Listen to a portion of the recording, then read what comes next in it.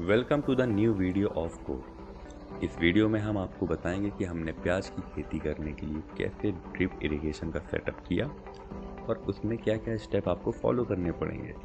तो सबसे पहले हमने बेड बना लिए हैं एक ट्रैक्टर की सहायता से, और बेड बनने के बाद हमने सेटअप के जितने भी इक्विपमेंट थे उसको एक साथ अरेंज करके रख लिया है, जिसे हम स्टेप बाय स्टेप इंस्टॉल करते जाएंगे। तो सबसे पहले हम अपने खेत में पाइप लगा रहे हैं। हमारा जो खेत का टोटल एरिया है वो 0.7 एकड़ का है, जो 5 खेत में बटा हुआ है। अब इसमें हम ड्रिप पाइप को इंस्टॉल करने वाले हैं, जो एक बेड में हम 2 राउंड सर्कुलेट करेंगे ताकि ये बेड को अच्छे तरीके से गीला कर पाए। ड्रिप इरिगेशन सिस्टम में सबसे अच्छी बात यह है कि इसमें आपका बहुत पानी की बचत होती है।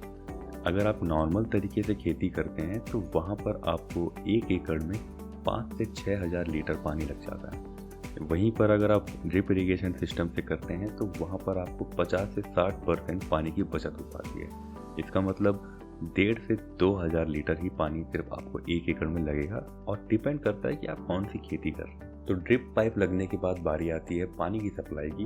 तो इस पानी की सप्लाई के लिए हमने कुएं के यूज़ करा है, और कुएं में लगी है नॉर्मल सी मोटर जो इस पूरे खेत में पानी पहुंचाने के सक्षम थी, इसलिए हमने और कोई सेटअप इसमें नहीं करा। सारे स्टेप कंप्लीट होने के बाद एक बार हम सारी चीज़ों का रिव्यू करते हैं कि सारी जगह अच्छे से पाइप सही से सेट हुई हैं कि नहीं, और उसके बाद हम इसमें पानी चालू करते हैं। पानी चालू करने से इसमें आउटलेट के थ्रू जितना भी इसका कचरा था और सारी चीज़ें निकल गई, ताकि इसके ड्रिप पाइप में जाके वो अटके ना। और इसको बंद करने के बाद हमने इसे 8 से 10 घंटे के लिए छोड़ दिया, क्योंकि इस सिस्टम में ड्रॉप के थ्रू पानी आता है, तो इसमें करीबन 8 से 10 घंटे लग ही जाते हैं। आप देख सकते हैं कि कैसे ड्रॉप के थ्रू इस ड्रिप पाइप से पानी गिर रहा है। और इसी तरीके से इसमें जितना भी टाइम आपको यूज़ करना है इसी दौरान आप यूज़ कर सकते हैं। तो हमने प्लान करा कि जब तक ये पूरे बेड में पानी चल रहा है तो हम साथ ही साथ इसमें मल्चिंग पेपर भी लगाते जाते हैं। मल्चिंग पेपर के अंदर ही प्याज को लगना था, और प्याज लगने के लिए वो अच्छे से जो उसके बेड हैं वो गीले होने चाहिए, इसलिए हमने दोनों एक साथ ही कर दिया। मल्चिंग पेपर लगाते समय हमको बहुत सारी चीज़ें ध्यान में रखनी होती हैं, जैसे कि वो बिल्कुल प्रॉपर स्ट्रेट हो और बेड में सही तरीके से सेट हो पाए। ड्रिप इरिगेशन सिस्टम के साथ मल्चिंग पेपर यूज़ करने से आपको कई तरीके के फ़ायदे हो सकते हैं, जैसे पानी की बचत होती है, इवेपोरेशन होने से बचता है, और इसमें फसल काफ़ी अच्छे तरीके से उग पाती है।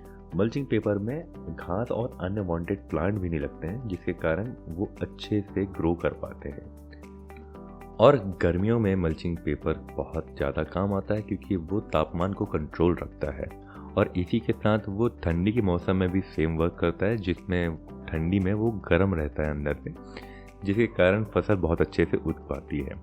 इसके बाद हम लगाने वाले हैं इसमें बेहन, और बेहन में लगाते समय हम एक चीज़ का ध्यान रखते हैं, जो है इसके बैक्टीरियाज को क्योर करने के लिए एक दवाई का यूज़ करते हैं, और उस दवाई का नाम है बवस्टीन। इसको हम पानी में मिलाते हैं और इसमें बेहन को धोते हैं, और उसी के साथ हम इसको लगाते जाते हैं। इसकी दवाई यूज़ करने से इसमें फंगल डिसीज से भी बचती है, जिसके कारण फसल अच्छे से उगती है और बर्बाद नहीं होती है।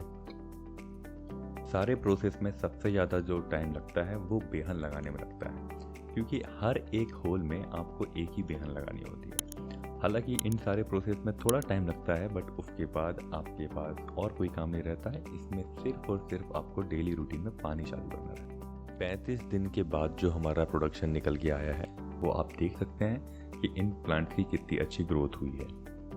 जैसा कि मैंने आपको पहले बताया था, हमारे खेत का जो टोटल साइज था वो 0.7 एकर्स का था, जिसमें इसमें प्रोडक्शन निकल के जो आने का संभावना है वो 18 टन की है, जिसमें हो सकता है कि थोड़ा बहुत वेस्टेज जाए, बट लगभग 18 टन आपको प्रोडक्शन इसमें से निकल के मिलेगा।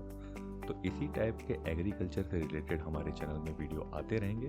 मिलते हैं अगले वीडियो में एक नई जानकारी के साथ।